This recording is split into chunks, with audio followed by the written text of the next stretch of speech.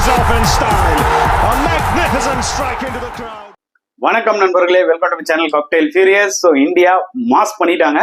யாருமே எக்ஸ்பெக்ட் பண்ணல இன்னைக்கே மேட்ச் முடியும்னு சொல்லிட்டு 434 ரன்ஸ் வித்தியாசத்துல வின்னு, மரண வின்னுங்க, அவ்வளவுதான் சொல்ல முடியும். அண்ட் செம்ம அடி இங்கிலாந்துக்கு. ஆக்சுவலா 434 ரன்ஸ் வித்தியாசத்துல தோக்குறதுலாம் வந்து பாத்தீங்கன்னா மரணடிங்க. இதுல இருந்து ஏஞ்சிக்கிறதுக்கு ரொம்பவே கஷ்டமா இருக்கும். பட் இங்கிலாந்தோட ப்ராசஸ், அவங்க வந்து பாத்தீங்கன்னா ஜெயிச்சாலும் தோத்தாலும் எங்க மைண்ட் செட் ஒரே மாதிரி தான் போற ஒரு டீம். ஸோ பொறுத்து வந்து பார்க்கலாம் ராஞ்சி டெஸ்ட்ல எப்படி கம்பேக் ஆறாங்கன்னு சொல்லிட்டு.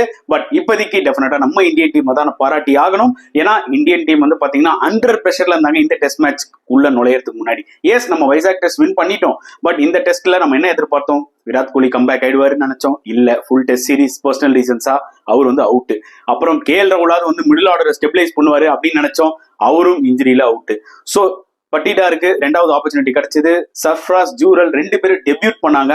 கிட்டத்தட்ட நம்மளே வந்து இந்தியன் டீமே பாத்தீங்கன்னா ஒரு யங் டீம் தான். மேபி வந்து டாப் ஆர்டர்ல வந்து பாத்தீங்கன்னா ரோஹித் சர்மா கேப்டன், கீழே பும்ரா, அஸ்வின், ஜடேஜா, இந்த ஒரு 4 பேர் டு சம் எக்ஸ்டென்ட் குல்தீப் சொல்லலாம். அவரோட குல்தீப் வந்து பாத்தீங்கன்னா எப்பவுமே டெஸ்ட்ல விளையாடுறது கிடையாது. புரியுதா உங்களுக்கு? ஸோ ரொம்ப இன் அண்ட் அவுட்டா தான் இருக்காரு. ஸோ கிட்டத்தட்ட வந்து பாத்தீங்கன்னா இந்த இந்தியன் டீம்லயே 6 பேர்ல 5 பேர் பாத்தீங்கன்னா எல்லாமே புது பசங்க தான். ஸோ ஆப்வியஸ்லி அதுவே வந்து பாத்தீங்கன்னா இந்தியாவுக்கு ஒரு சேலஞ்ச். அண்ட் ஹோம் கண்டிஷன்ஸ்ல ஆப்வியஸ்லி நம்ம கிட்ட அஸ்வின், ஜடேஜா, குல்தீப் போது போலிங் வைஸ் அந்த அட்வான்டேஜ் இருக்கு. பேட்டிங் கொஞ்சம் தின்னாதான் இருந்துச்சு இந்தியாவுக்கு இந்த டெஸ்ட் மேட்ச்க்குள்ள நுழையறதுக்கு முன்னாடி. அண்ட் சீரியஸா த வே இந்தியா 33 for 3ல இருந்து ரோஹித் சர்மா, ஜடேஜா பார்ட்னர்ஷிப்பா இருக்கட்டும், அண்ட் இன் பிட்வீன்ல வந்து பாத்தீங்கன்னா சஃப்ராஸ் கான் விளையாடின ஒரு இன்னிங்ஸா இருக்கட்டும். ஸோ எல்லாமே வந்து பாத்தீங்கன்னா இந்தியாவுக்கு ரொம்ப ரொம்ப வைட்டலா இருந்துச்சு. And England the way Ben Duckett விளையாடின விதம், 155 ரன்ஸ் அடிச்சாரு. அதுக்கு முன்னாடி நாள் 133 நாட் அவுட் இருந்தாரு. அப்போ வந்து பாத்தீங்கன்னா ஒரு பயத்தை தான் உண்டாக்குனாங்க. But Day 3, Day 4 completely belongs to India. And Rohit Sharma as a கேப்டனா Day 2ல ரொம்ப ஆர்டினரியா இருந்தவர். Day 3ல அதை ரெக்டிஃபை பண்ணி ஃபீல்ட் செட்டப்ஸ் எல்லாம் வந்து பாத்தீங்கன்னா நல்லாவே பண்ணிட்டாரு. ஸோ ஹோப்ஃபுல்லி ராஞ்சி டெஸ்ட்ல அவருக்கு இப்போ ஒரு நல்லாவே ஐடியா இருக்கும் இந்த பேஸ் பால்ன்ற ஒரு தீரை எப்படி ரெஸ்ட்ரிக்ட் பண்ணலாம்னு சொல்லிட்டு, which is a very positive thing for India. So once again நம்ம வந்து பாத்தீங்கன்னா டெஃபினட்டா ஜெய்ஸ்வாலை பத்தி பேசியே ஆகணும். ஏன்னா அந்த பையன் வந்து பாத்தீங்கன்னா அந்த பையனோட டெம்பரமெண்ட் எனக்கு ரொம்ப பிடிச்சிருக்கு. அவர் வந்து பாத்தீங்கன்னா 7 டெஸ்ட் மேட்ச் தான் விளையாடிருக்காரு. புரியுதா உங்களுக்கு? அதுல 3 செஞ்சுரி, அதுல 2 டபுள் செஞ்சுரி, அது back to back. It's not ஈஸிங்க.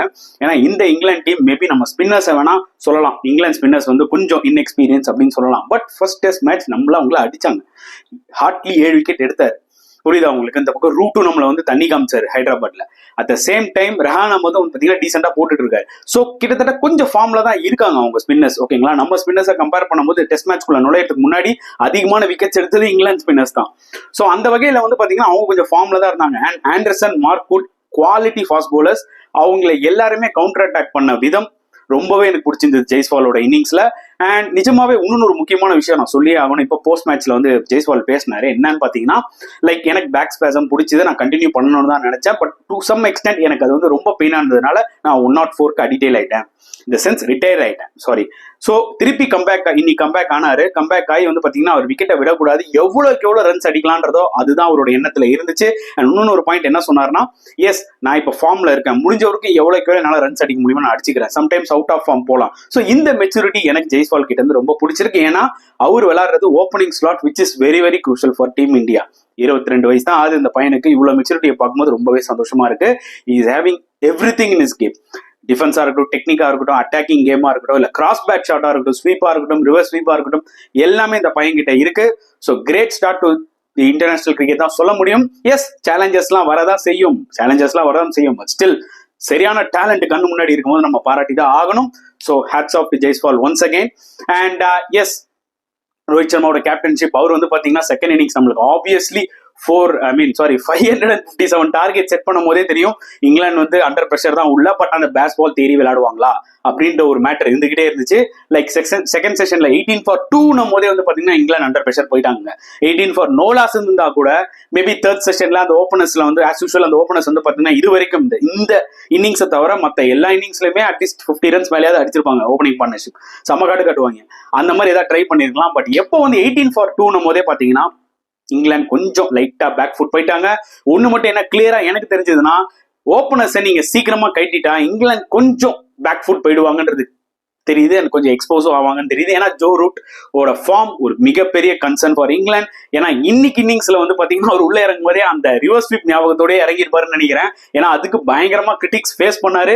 But இந்த மேட்ச்ல டிபிக்கல் ரூட் இன்னிங்ஸ் விளாடணும்னு சொல்லி ரொம்பவே ஷெல்லுக்குள்ள போயிட்டாரு. அப்புறமா ஒரு ஸ்வீப் ஆடலான்னு போய் எல்பிடபிள்யூ ஆயிட்டாரு. So very unlike Root. கிட்டத்தட்ட 3 டெஸ்ட் மேட்ச் ஆயிடுச்சு. 6 இன்னிங்ஸ் ஃபெயிலியர்லாம் வந்து நான் ரூட் கிட்ட இருந்தா கனவுல கூட நினைச்சு பார்த்திருக்க மாட்டேன். India are so lucky. அதாவது ரூட் வந்து பாத்தீங்கன்னா அவரோட பேட்டிங்கை இவ்வளவு சீரியஸா எடுத்துக்காம இருக்கிறதுக்கு. மேபி அவர் போலிங் போடுறதுனால பேட்டிங்லேயே கான்சன்ட்ரேஷன் கொஞ்சம் விட்டுட்டாரோ என்னன்னு தெரியல. நெவர்தலஸ் இந்தியாவுக்கு வந்து இங்கிலாந்துக்கு வந்து பாத்தீங்கன்னா ஒரு மிகப்பெரிய லூப் ஹோல்ஸ் இருக்கு ராஞ்சி டெஸ்ட் போறதுக்கு முன்னாடி. And yes, Sarfaraz Khan back to back 50s made in test மேட்ச்ல.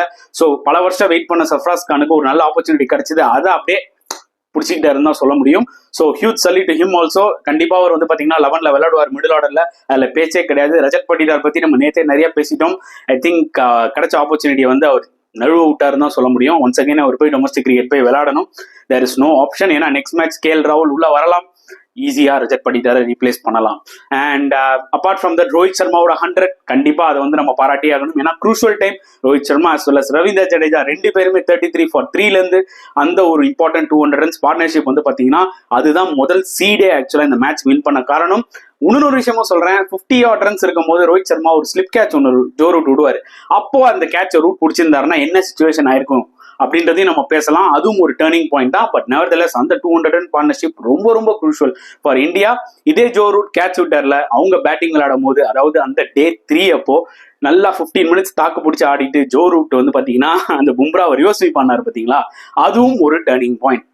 ஸோ டேர்னிங் பாயிண்ட்னு எடுத்தாலே ஐஃபன் போட்டு பிராக்கெட்ல ஜோ ரூட் அப்படின்னு தான் நம்ம போட முடியும் இந்த மேட்ச்ல. போத் என்ன சொல்றது, பேட்டிங் டாக்டிக்ஸா இருக்கட்டும், அவரோட ஃபீல்டிங் டாக்டிக்ஸா இருக்கும், ரெண்டுமே கொஞ்சம் அவர் வந்து பாத்தீங்கன்னா எக்ஸ்பெக்ட் பண்ண அளவுக்கு பெர்ஃபார்ம் பண்ணல. கொஞ்சம் சொதப்பல் தான். அதுவே இங்கிலாந்துக்கு ஒரு மிகப்பெரிய அடி. ஸோ போலிங் வைஸ் இந்தியா எடுத்துக்கிட்டீங்கன்னா ஜஸ்பிரீத் பும்ரா அவரோட 101% கொடுத்தாருன்னா சொல்லி ஆகணும்.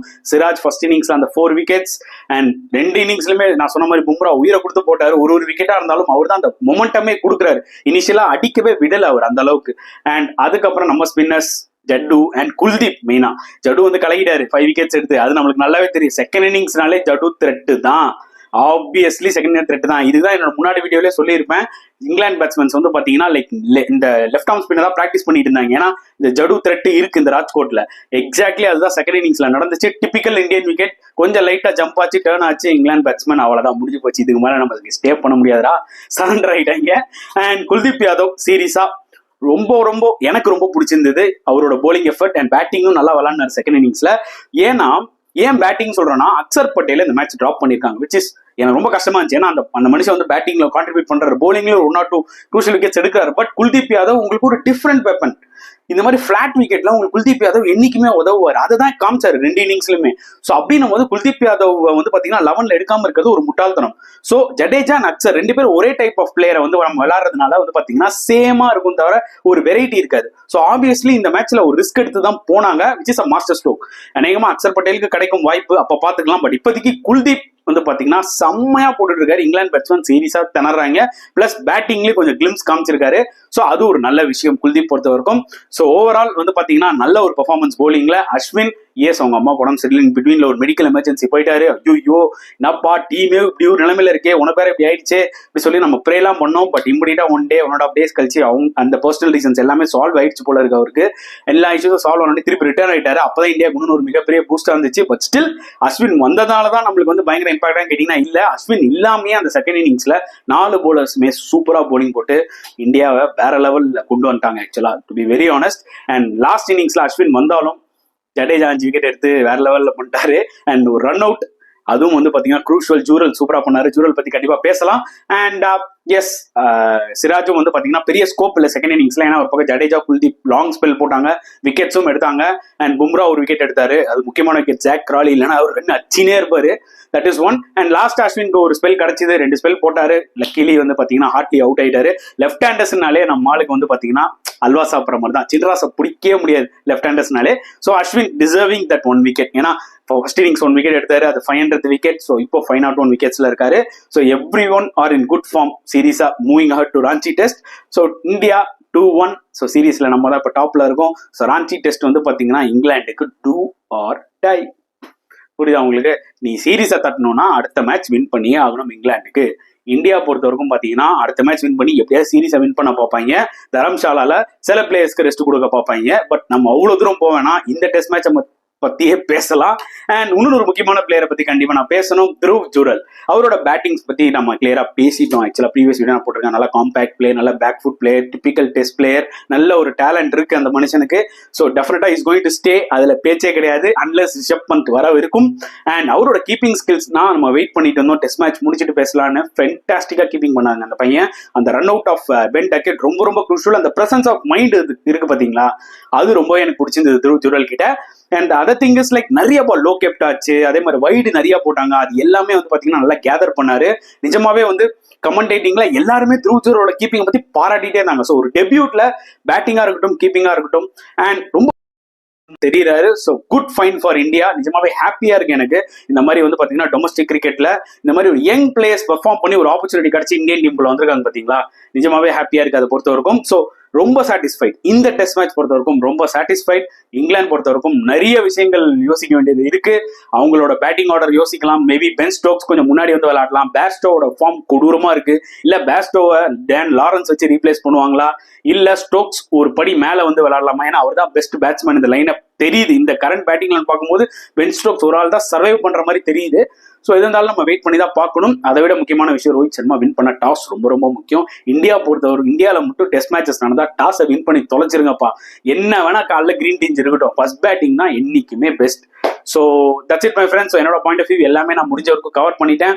உங்களோட கருத்துக்களை தாராளமாக கமெண்ட் செக்ஷன்ல போடுங்க, நானும் பார்த்து ரொம்ப சந்தோஷப்படுவேன். ஸோ நெக்ஸ்ட் வீடியோல பார்க்கலாம் ஃப்ரெண்ட்ஸ். Until then